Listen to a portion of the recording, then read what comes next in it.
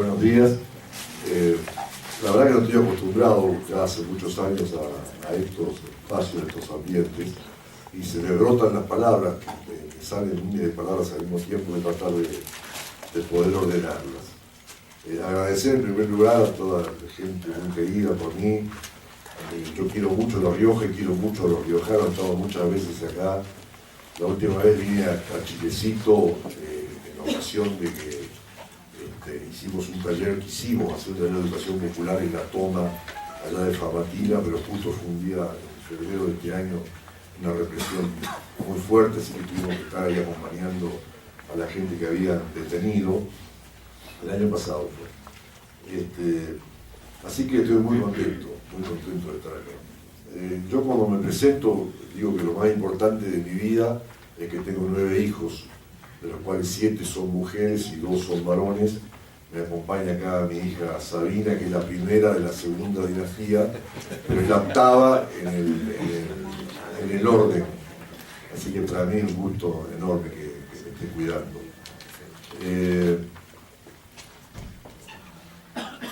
Miren, no hay que mirar el mundo desde la universidad, hay que mirar la universidad desde el mundo. Y ahí está el enorme problema que tiene la Universidad Argentina en general. Yo voy a hablar desde mi subjetividad y obviamente tratando de acercarme a cierta objetividad, pero es muy difícil eso, es muy difícil. Y cada uno tendrá su subjetividad en la manera de ver la realidad. Lo que no podemos dejar de hacer es ver la realidad como es. O sea, una de las cosas que enferman a las sociedades y enferman a los seres humanos es no ver la realidad como es. O sea, porque, digamos, si yo tengo una persona que me pega y me castiga y siempre lo justifico, o tengo un rector que es dictatorial y pasan años y años y años y no reaccionamos, o gobiernos autoritarios y también nos dejamos dominar, bueno, empecemos a pensar qué nos está pasando a nosotros como población, como pueblo. O sea, este es un problema bastante serio. Por suerte tuve yo digo que la suerte, de estar 30 años en la universidad pública, entonces esto me ha permitido poder ver los diferentes contextos en que vivió la universidad. Por ejemplo, pude ser profesor en la universidad antes de la dictadura. Y siempre comento, porque me parece interesante esto, cómo eran los alumnos en esa época. Era muy difícil dar clases. Entrar a un aula a dar clases era realmente... ¿Por qué? Porque todos los alumnos tenían ideología tomada. Todos participaban en partidos políticos. Uno entraba y estaban los liberales, los conservadores, los comunistas, los peronistas de izquierda, los de derecha, los radicales. Era un abanico. Entonces había que saber mucho para poder discutirles. Todos traían sus libros para que los pusiéramos en la bibliografía. Digamos, era un ambiente sumamente interesante, pero a su vez dificultoso, ¿no? Ya estábamos entrando en el país en una cuestión muy sectaria. Yo creo que el sectarismo nos persigue, no sé por qué nos persigue el sectarismo, ¿no? Pero nos sigue persiguiendo. El sectarismo es esta cuestión de que yo tengo la verdad, no discuto con nadie, no hablo con nadie, lo que yo digo es lo justo, y el otro dice lo contrario. Entonces hablaba acá con el amigo, lo que pasa es que entonces no hay diálogo, y al no haber diálogo no hay conocimiento, al no haber diálogo no hay saber, es imposible. Entonces creo que hoy estamos sufriendo en el país enormemente esta falta de diálogo, de grupos que se enfrentan en la familia, en todos lados, por cuestiones ideológicas, por cuestiones políticas partidarias, que en el fondo no son las más importantes, ¿no? Entonces yo digo, uno trata de ver la realidad como es. No vino en vano la dictadura. O sea, había millones de jóvenes en aquel momento que ciertamente pensaban de determinada manera. La palabra revolución era una palabra que estaba ahí a la vuelta de la esquina. Cambiar el mundo era el objetivo fundamental. Todo era por ideales. Ninguno cobraba plata por militar, ni por agarrar un arma, ni por discutir, ni estar en una asamblea. Era una militancia social, vocacional, pura, más allá que estaban equivocados o no equivocados, pero este era el contexto en el cual nosotros nos movíamos. Obviamente la dictadura puso un manto terrible.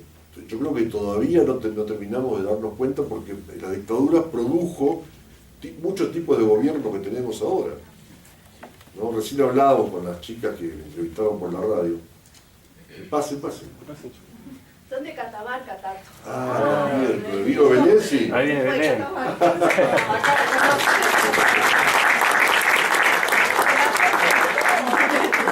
Ahí viene Belén. Vienen llegando. Catamarca tiene una luna diferente a la demás, Disculpen la interrupción, ¿qué va? Trae el viento. Da un beso. Hermoso, sí, como que no. Tanto tiempo, gracias. Ahí está. Gracias. Sí, la verdad que es una pena que no podamos estar en rueda todos presentándonos. Me hubiera encantado ver quién es cada uno, qué hace, a qué se dedica, cuáles son sus sueños. Pero bueno, es difícil en la universidad encontrar esos lugares y esos ámbitos. Hay que romper también las estructuras de los sillones atados al piso, porque tiene mucho que ver con el conocimiento. ¿Eh? Despacio. ¿Por qué? No, yo estoy diciendo. Me parece muy bien porque la verdad que es real. Estaba diciendo que hay algo de dictadura en este tiempo. Claro, muchas gracias. Me acuerdo que había un padre Beltrán en San Luis que era divino, el cura, y cuando vino la dictadura fue muy perseguido, muy perseguido. Él sufría del corazón, el obispo de San Luis, Monseñor Laice, que era un degenerado, con el perdón de la palabra, no era serio, lo echó. Beltrán entonces se fue a trabajar al sur de Córdoba y después empezó a perder la memoria, pobre Beltrán, y lo internaron en San Isidro en un colegio de sacerdotes que tenían problemas de edad, qué sé yo. De vez en cuando venía a San Luis a visitarlos. Entonces él decía que daba misa todos los días, y le pasó lo que me pasó a mí, lo que me ayudó acá el Señor, ¿no? O sea, estaba hablando y de repente paraba y decía, ¿dónde iba, che? Y la vieja le decía, el padre iba hablando del evangelio, y retomaba, ¿no? Ahí. Por eso estuvo muy bien. No, estaba diciendo que hoy en Argentina, en muchas provincias hay gobiernos que son totalmente feudales, autoritarios y hasta dictatoriales. Yo vengo de una provincia donde estamos sufriendo hace 30 años el mismo gobierno, la misma familia, con los mismos principios, ¿no? O sea, son familias que están muchos años en el gobierno, hay una gran corrupción, hay mucha obra pública, que es típico de las dictaduras, hay una unión entre dictadura y cemento, ¿no? Hay mucha conexión con la droga, mucha conexión con el manejo de la droga, un poder político que atraviesa el poder judicial y atraviesa el poder legislativo, se apropian de todos los medios, y entonces es muy difícil protestarles, ¿no? Porque uno está como, digamos, ellos están en el escenario y nosotros estamos a la intemperie. La intemperie significa no tener nadie que te proteja, porque si vos estás en un partido político, estás en un sindicato o estás en el gobierno, si te pasa algo, alguien te protege. Nosotros estamos desprotegidos completamente, estamos luchando desde afuera, ¿no? Entonces esto es todo un problema. ¿Esto qué hace? Esta misma forma de gobernar después se va traduciendo, por ejemplo, en lo social a las comisiones vecinales. El presidente de la comisión vecinal se cree que es el gobernador o se cree que es el intendente y va reproduciendo para abajo el autoritarismo. Y después pasa, disculpen, ¿no?, a la directora de las escuelas, ¿no es cierto?, y pasa al padre y pasa a la madre y se va generando una sociedad de arriba para abajo totalmente autoritaria. Y esto no se cambia de palabra. O sea, este es el trabajo de la educación, ¿no?, cómo ir cambiando estas cuestiones culturales y estas actitudes. La universidad que viene después del proceso, yo me reincorporo después de haber vendido vino, tuve un vivero de flores, fui promotor de boxeo, terminé en una droguería vendiendo remedios, me reincorporo a la universidad y ahí aparece un tipo de alumno muy interesante. ¿Por qué? Porque a ellos les habían negado todo el tiempo lo que había pasado en la dictadura, o sea, preguntaban por el tío que había desaparecido y le decían, no, se fue a vivir a Europa, está en España, o sea, negación de la realidad, ¿no? Mucha gente negó la dictadura durante años. A los 10 años recién empezaron a darse cuenta de que algo había pasado, ¿no? Entonces, ¿y qué pasó con esto? ¿Qué pasó con aquello? No, nada, y se escuchaban tiros, no, están festejando anticipadamente Año Nuevo. O sea, había una negación terrible de lo que pasaba. De hecho, el hecho culminante fue el Mundial del 78. Y acá es donde uno tiene que trabajar las cuestiones ideológicas. No para que todo el mundo piense como nosotros, sino para que piensen, para que tengan ideología. Hay que tener ideología. De hecho, tenemos ideología. Aunque no la expresemos, la tenemos. Porque actuamos de acuerdo a la ideología que tenemos. O sea, eso la política es la acción de, o sea, es de poner en funcionamiento la ideología que yo llevo dentro mío, ¿no? Entonces hay ideologías conservadoras, ideologías críticas, ideología de derecha, ideología de izquierda, que no se pueden esconder. Hoy está todo escondido. Ya nadie sabe quién es de derecha, quién es de izquierda. Macri parece que fuera de izquierda, el otro parece que fuera de derecha. Es un desastre. Está todo mezclado, ¿no? Entonces, la ideología te lleva a actuar en la realidad de acuerdo a tus creencias. Por ejemplo, yo soy muy fanático del fútbol, muy fanático, siempre me gustó, y en el Mundial 78 yo hinché para Holanda. No podía hinchar para Argentina porque sabía que tenía compañeros desaparecidos y muertos y encarcelados, sabía perfectamente. Es más, nadie recuerda que el equipo holandés no subió a recibir la medalla de subcampeón porque estaba Videla en el palco. En cambio los argentinos subieron todo, les dieron la medalla, aceptaron todo este tipo de cosas. Siempre los gobiernos usan este tipo de cosas y miles de cosas para creer que están haciendo las cosas bien, ¿no? Entonces, era un alumno bien interesante, ¿por qué? Por dos cosas. Preguntaba mucho, pero era una pasión. A mí me sorprendía porque yo hacía 8 años que estaba afuera, no había podido leer nada porque estaba todo prohibido, había que pasar por esa época, fue muy duro, ¿no? Y además perseguidos nosotros, nos metían presos, nos sacaban, nos acusaban de miles de cosas increíbles. Y los chicos preguntaban, ¿qué pasó acá y qué pasó allá? Leían en Nunca Más el libro con una fricción terrible. Era una cosa realmente apasionante.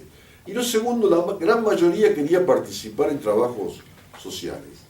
Ya sea enseñar catecismo en los barrios, o hacer educación popular, o hacer alfabetización. Y ahí fue muy interesante, ¿por qué? Porque los barrios estaban vírgenes. Quedan pocas cosas vírgenes en Argentina, pero en aquel momento los barrios estaban...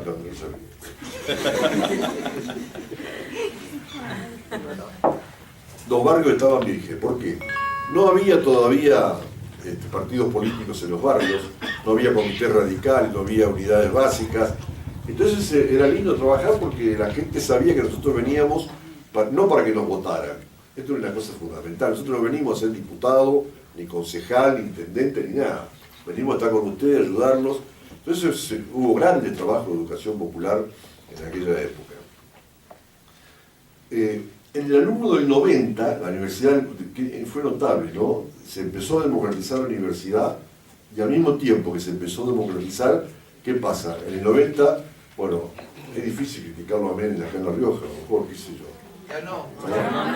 ¿Ya no?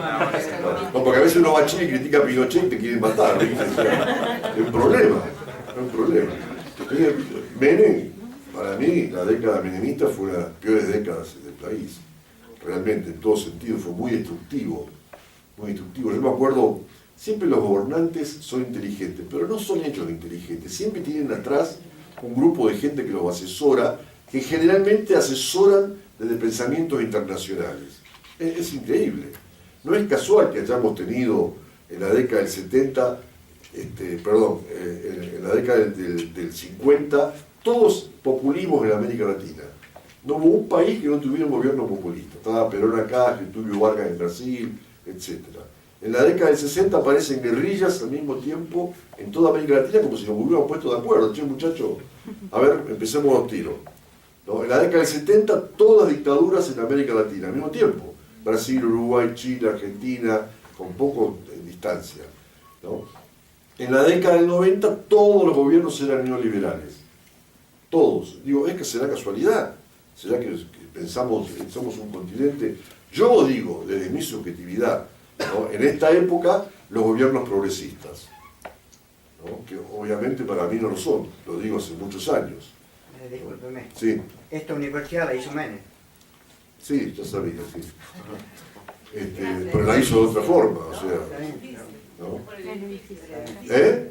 Sí, bueno, el edificio de la Universidad de San Miguel lo hizo la dictadura. Que ha dejado usted soldado. Sí, lo hizo la dictadura el edificio nuestro de la universidad. En realidad, disculpe, podríamos decir que en la época de Menem se materializó el proyecto De la dictadura. Martínez de Oz, de la dictadura, Exacto. y Garibaldi me podría ayudar en esto. Así que no cambió en la época de Alfonsín, ¿eh?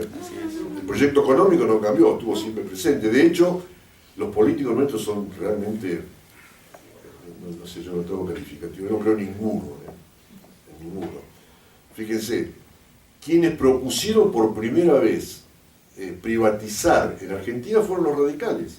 Y más precisamente fue el que era ministro de Obras Públicas de Alfonsín, Terraño. Él propuso privatizar, creo que fueron los ferrocarriles. En el Senado se opusieron, pero fervientemente, ¿quiénes? Eduardo Menem y Carlos Menem. ¿No? Y después asumieron, lo primero que hicieron fue privatizar, o sea, porque cumplen políticas de afuera. Rodríguez Sá hace un adelantado. Rodríguez Sá hace muchos años que cumple los signos del capitalismo internacional. Pero es impresionante, fue el primero en el país que vendió los coches de la gobernación. Fue el primero que trajo las escuelas charter, ¿no es cierto? Nosotros tenemos un montón de escuelas que se llaman charter, autogestionadas, y tuvo un montón de cosas de este tipo. ¿No? Claro, la gente pasa y dice, qué avenidas que hay. Sí, bueno, hay avenidas, pero los hospitales están hechos un desastre. Las escuelas también, los sueldos son... No puedo decir malas palabras. Se me brotan. Puede. Bueno, Se puede. entonces, digo, este gobierno menemista, lo peor que él decía, me acuerdo que nos desorientamos, era muy inteligente, decía, yo soy el progresista, ustedes son los conservadores que se oponen a los cambios que yo estoy produciendo. Y era terrible eso. Claro, él estaba haciendo cambios. Al revés lo hacía, ¿no? O sea, vendía todo, afanaba, pero él era progresista y nosotros éramos los conservadores. Nos costó mucho levantarnos. De hecho, la población nuevamente estuvo 10 años para darse cuenta de quién era Menem. 10 años. Es más, pasaron muchos años más que también había gente que lo seguía defendiendo, como seguía defendiendo a la dictadura. Entonces la universidad iba tomando la ideología del momento. En el 90 empezamos a tener, que ahí fue alumno mío Luisito Vilches, ¿no es cierto? Empezamos de a poco a tener un alumno muy moderno. O sea, era un alumno que no sabía bien de dónde venía, ¿no es cierto? Ni dónde estaba, ni a dónde iba. No le interesaba mucho estudiar. Yo le decía, pero ¿por qué están sentados acá? O sea, ¿qué es lo que están haciendo? Y empiezan a tener una amnesia del pasado, ¿no? Era fatal. A mí me gustaba torturarlo. Creo que un docente tiene que tener un tipo de tortura democrática. ¿Qué es una tortura democrática? Yo, por ejemplo, entraba a clase y decía, ojo, año 92, 93, ¿no? Chiapas. 13 años de pedagogía. Miraba así, nadie decía nada, me iba. No volví a clase. Volví al otro día, estaban todos estudiando. Inclusive la vuelta dije, bueno, porque ahí había alumnos de San Luis, de Mendoza, de La Rioja, de San Juan, de todos lados. Como Chiapas queda en San Luis, los alumnos de afuera están perdonados. Los tipos si los juntaban, estaban todos sudando. Una locura.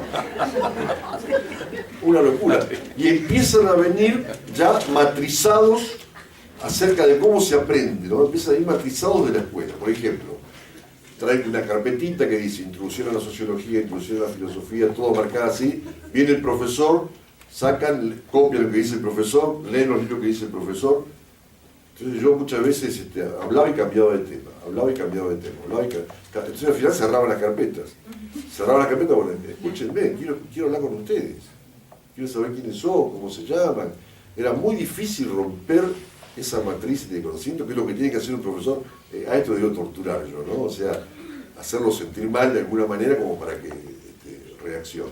He hecho miles de estas cosas permanentemente, ¿no?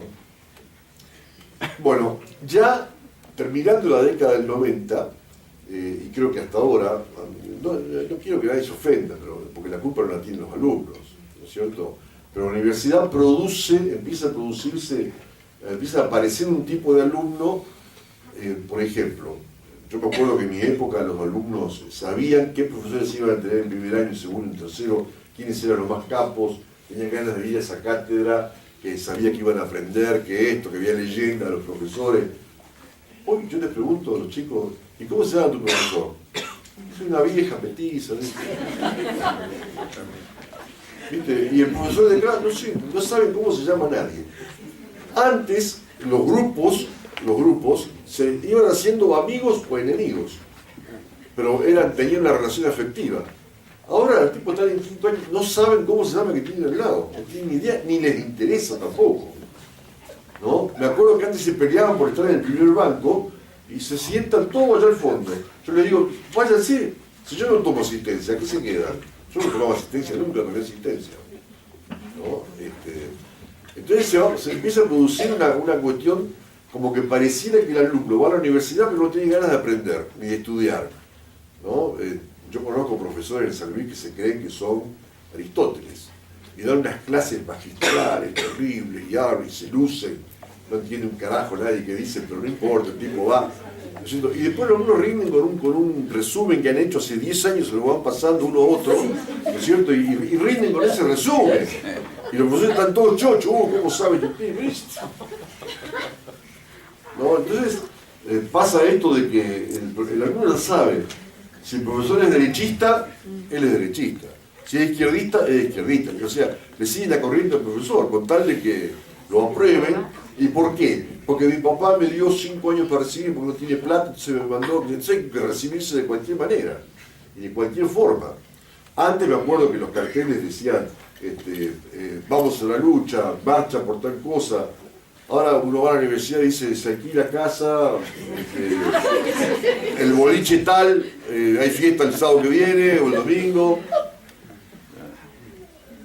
¿Qué quiero decir? Los contextos fueron acompañando a los procesos universitarios, fueron haciendo una universidad cada vez más isla, o sea, cada vez más aislada del medio. Un poco lo que decía el rector, ¿no es cierto?, en sus palabras, que yo las comparto, es cómo romper esta cuestión.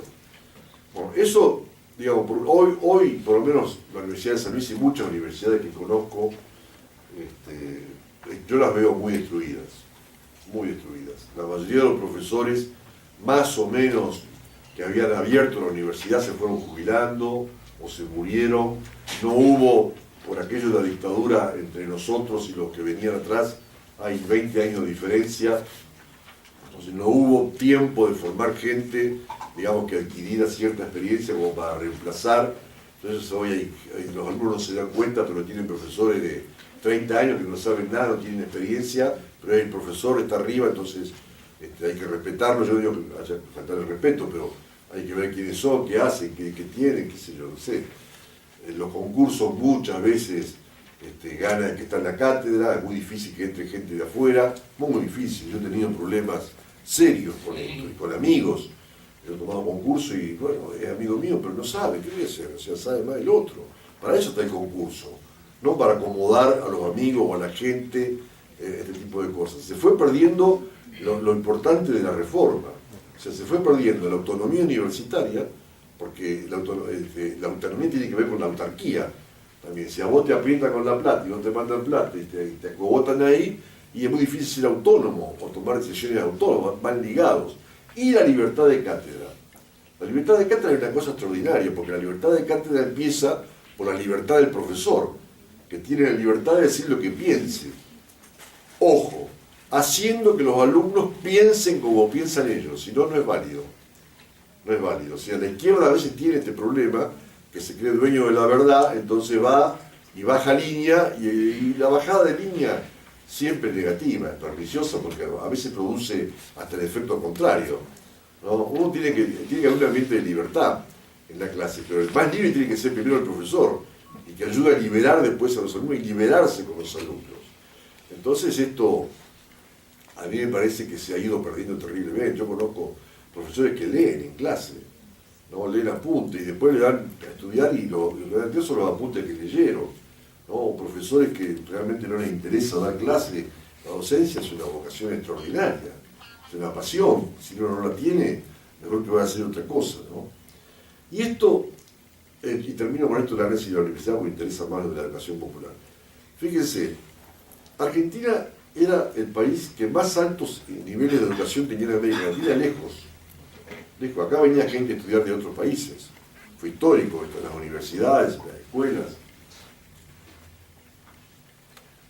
El primer problema grave que tiene la educación de Argentina es en el año 59, cuando estaba Frondizi de presidente, que instituye la educación libre, ¿no?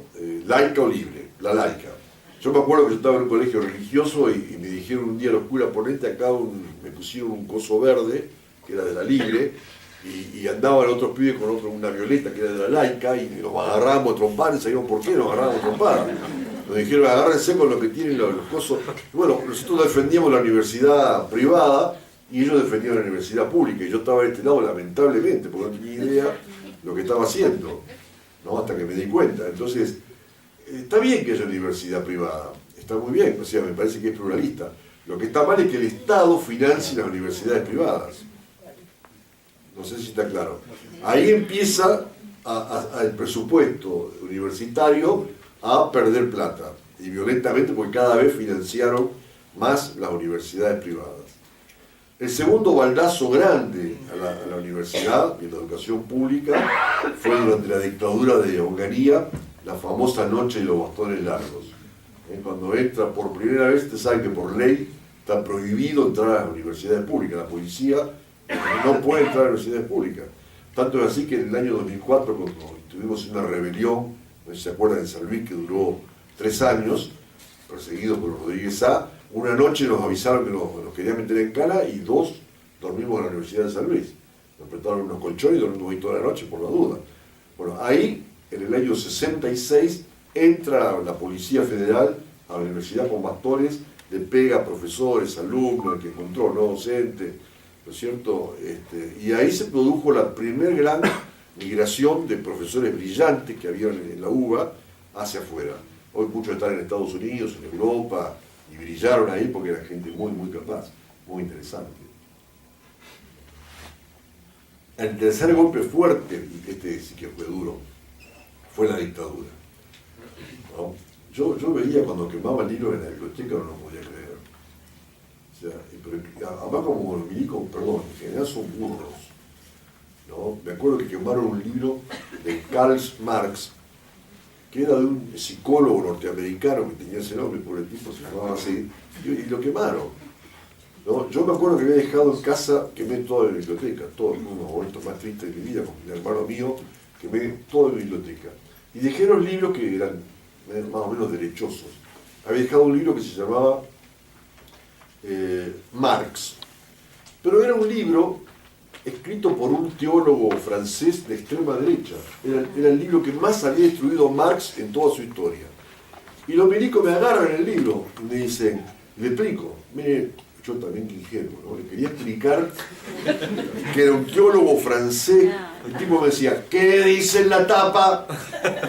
Pues dice Marx, pero ¿qué dice en la tapa? Y así me tuvo 10 minutos hasta que me llevó en cara con el libro, ¿no? Entonces, digo, estas cosas son parte, ellos persiguieron a las ciencias y a los científicos, persiguieron a la sociología y a los sociólogos, los mataron, a psicólogos, a un montón de gente de barrio, delegados que limpiaron prácticamente el pensamiento del país, lo limpiaron.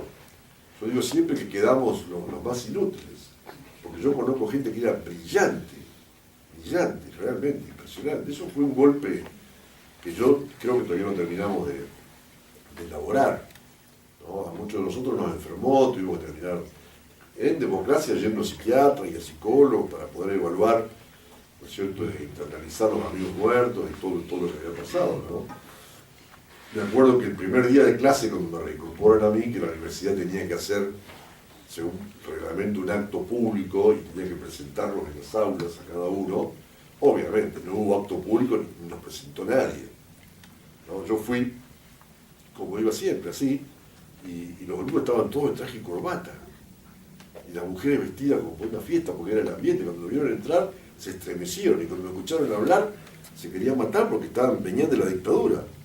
O sea, de años de silencio, de no poder conversar, de no poder hablar, de no poder preguntar, de no poder leer, de no poder hacer nada. Yo no sé cómo vivió la universidad esos 8 años, o qué pasó dentro de la universidad, ¿no? Entonces, digamos, me parece que le aceptó un golpe casi definitivo. Vuelve la democracia, me parece que los aires de Alfonsín fueron muy importantes al principio, ¿no es cierto? Eso dio un impulso bastante grande, y el tercer o cuarto golpe, que fue demoledor para la modernidad, ¿no es cierto?, fue la ley federal y la ley de educación superior. Esto fue una cosa, yo daba muchos talleres de educación popular, recorría mucho todas las provincias, pero no en el Quirquincho, andaba en TAC, colectivo de Lidia, vaya donde vaya, TAC lo deja. Sí. TAC lo deja.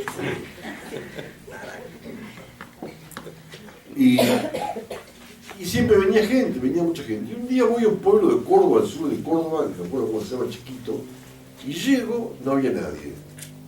Digo, ¿qué pasó? Dice, no, que su curso no da puntaje.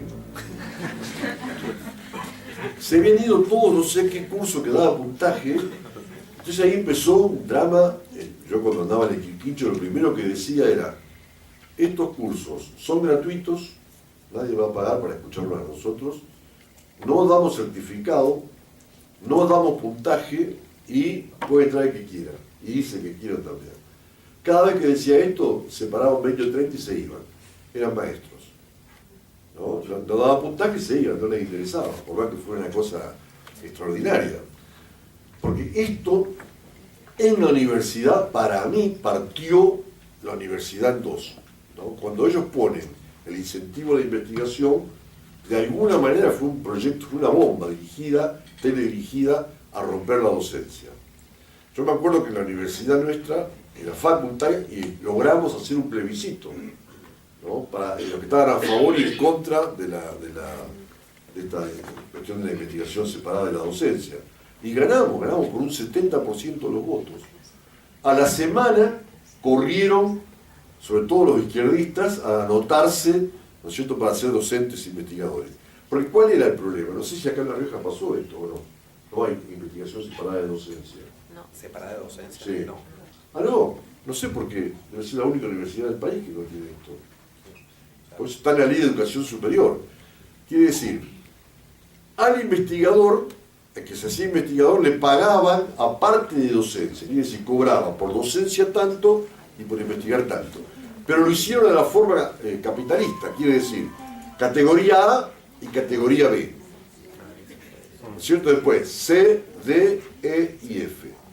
¿Eso en base a qué? En base a un puntaje que se establecía. Por ejemplo, escribir el capítulo de un libro eran 50 puntos. Hay miles de profesores que tienen escrito un capítulo y nunca escribieron el libro. Pero miles, lo estoy diciendo con conocimiento de causa, ¿no? Hacer tal cosa. ¿En qué se convirtió el profesor universitario? En una máquina de ver cómo hacía puntos. Entonces, muchos, ¿qué pasaba? Solamente designaban los temas de investigación categoría A y categoría B. Todo lo demás no podían decir yo quiero investigar tal cosa. Tenían que adaptarse al tema del A y del B. Quiere decir estructura jerárquica, estructura verticalista, estructura de poder. Esa es la idea central. Y después, ¿qué pasó? Los A y B era muy difícil que dieran clase, porque no tenían tiempo, así no bajaban al aula, mandaban a los ayudantes. Y así empezó a profundizarse un deterioro muy grande. El profesor dijo que en la cátedra lo consideraban Dios porque no lo veían nunca. De tanta investigación lo veían nunca. Este es el Dios, pero no lo conocen. Entonces, fíjense, el problema entre la universidad pública inclusive y la comunidad o el medio o la educación popular son las lógicas diferentes que se van creando. O sea, la universidad va creando un tipo de lógica que lo va alejando de la realidad. Hay un estudio de un lingüista norteamericano muy famoso, ya me voy a acordar el nombre, de Chomsky, que dice, que los mayores niveles de analfabetismo político están en Estados Unidos, ¿no? En los sectores más bajos y en los grupos universitarios más altos, ¿no? O sea, yo creo que alguien que se recibe en la universidad en cualquier carrera tiene que ser un lector de la realidad. No puede un universitario de química, de física y mucho menos de ciencias humanas no saber leer la realidad.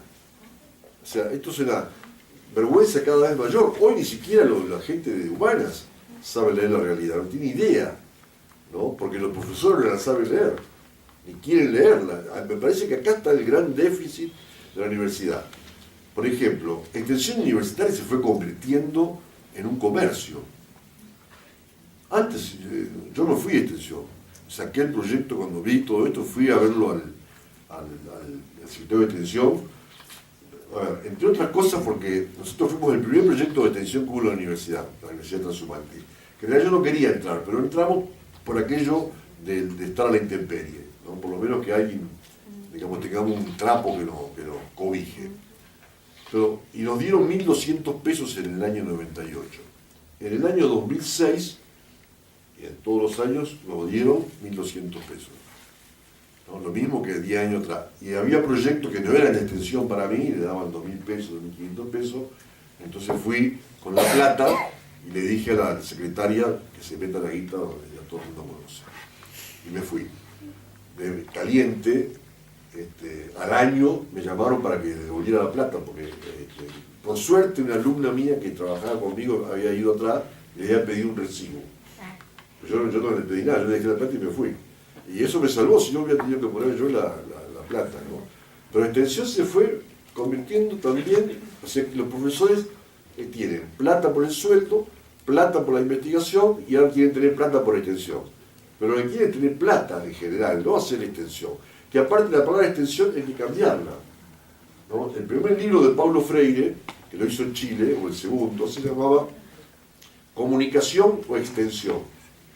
Justamente ¿por qué? Porque la palabra extensión reafirma una universidad autoritaria, ¿no? El que está adentro extiende al que está afuera. El saber extiende el conocimiento. De afuera no saben nada, ¿no?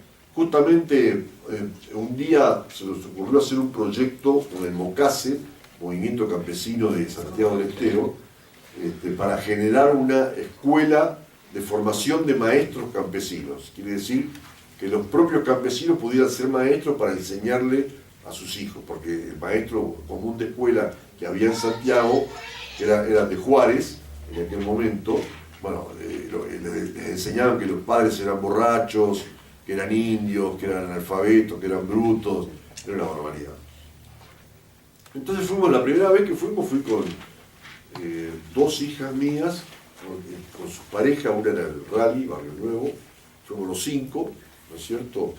Y bueno, yo me desperté, estábamos en una pieza, todo, me despierto, salgo y vi un señor, un campesino al lado mío, y le comento, me dice, ¿a qué vienen? Le digo, vamos a hacer el proyecto de escuela. Entonces le pregunto, ¿y usted qué escuela quisiera para los campesinos?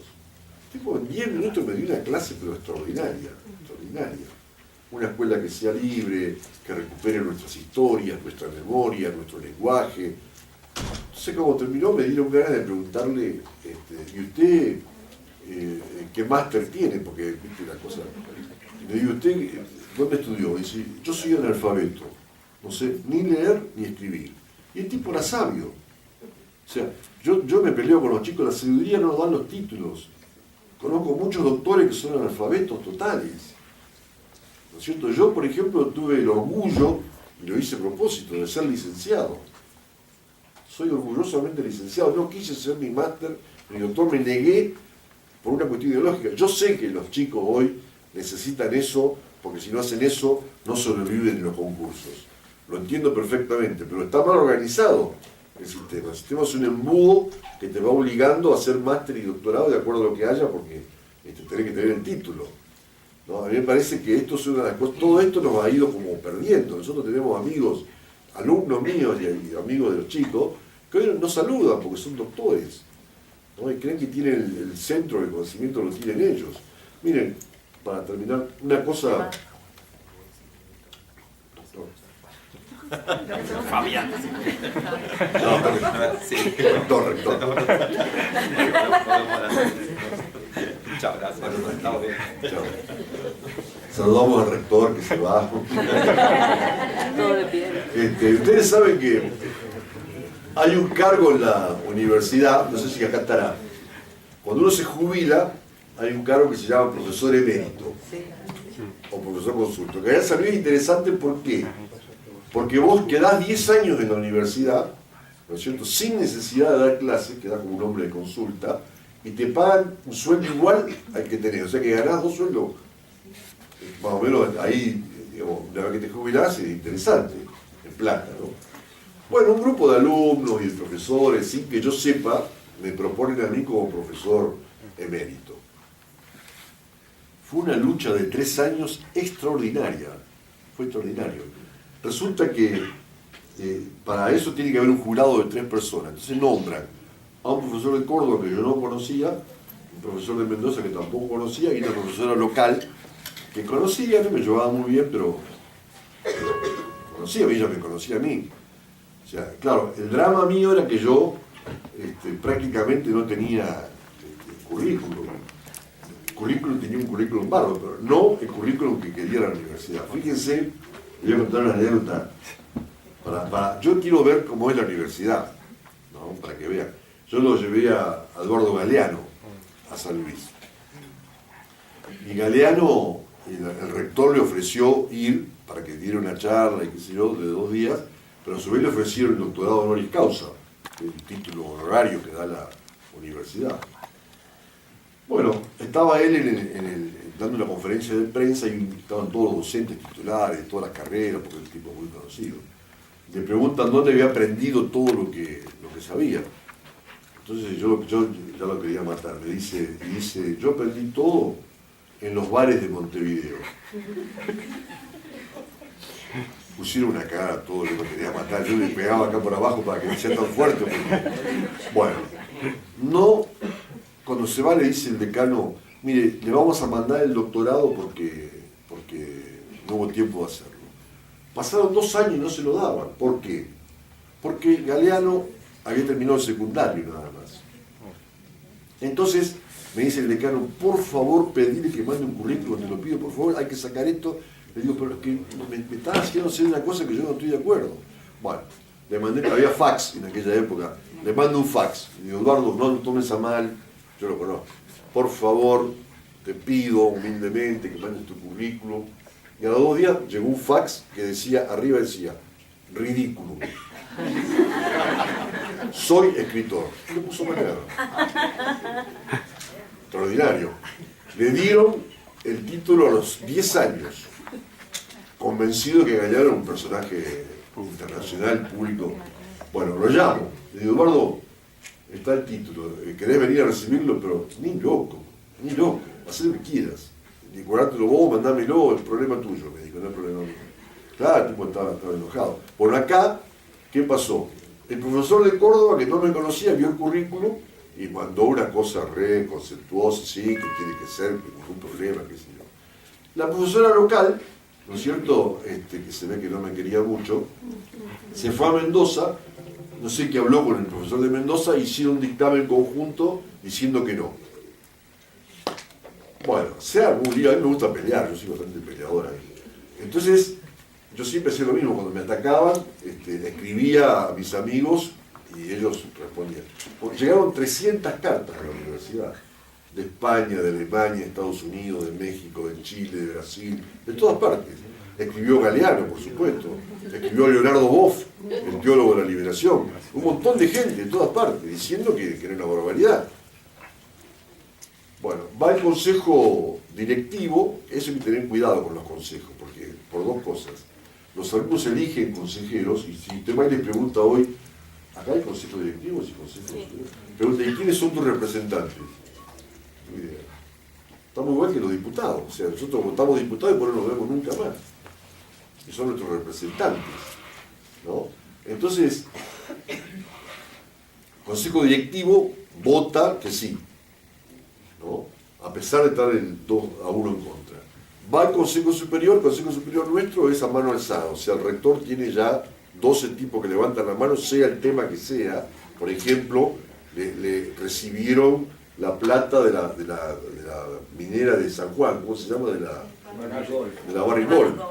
Y vamos todos a pelearlo y qué sé yo, y no hay caso. Levantan la mano los 12 tipos, siempre tiene 12 tipos. Bueno, está todo, levantaron la mano los 12 tipos y me lo negaron. Fue una batalla campal. En el fondo estuvieron bien. O sea, yo no me puedo quejar porque yo hice todo lo posible, toda mi vida en la universidad para que no me den ese título. Tenían razón los tipos, pero lo importante fue la lucha ideológica y lo que una universidad piensa, con esto de Galeano, de lo que es un profesor universitario. Yo tengo un concepto totalmente distinto. Bueno, voy a hablar un poquito de educación popular. La educación popular tiene su momento más fuerte quizás en la década del 60, en toda América Latina.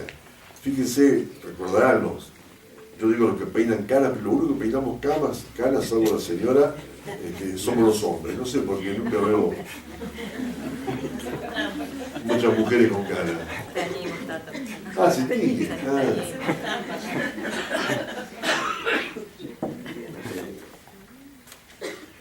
La década del 60 fue una década de gran movilización en el mundo. Recordarán los más antiguos, ¿no? O sea, la música, aparecen los Beatles, hay un gran movimiento de rock, aparece el movimiento hippie, que es un movimiento extraordinario, no lo que es ahora, que es totalmente diferente, distinto, no tiene ninguna criticidad, también es un movimiento muy crítico. Se produce el Mayo francés, la revolución de los estudiantes y los obreros que casi tiran abajo el gobierno, se produce el Cordobazo aquí en Argentina, o sea, el que no era revolucionario era medio tonto, o sea, ese era el contexto.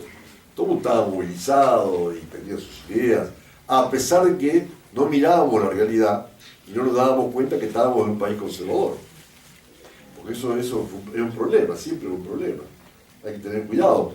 Los procesos se dan en el tiempo y si uno hace cosas para que esos procesos se den, por ejemplo, acá estuvo el dictador del rector, ¿no? El hecho de que venga un rector como él, que divide, no implica que la estructura va a cambiar o se va a mover. O sea, va a tener que haber, como él dijo, un movimiento grande de alumnos, de docentes, no docentes, que vayan produciendo un cambio cultural que permita una universidad distinta o una universidad diferente.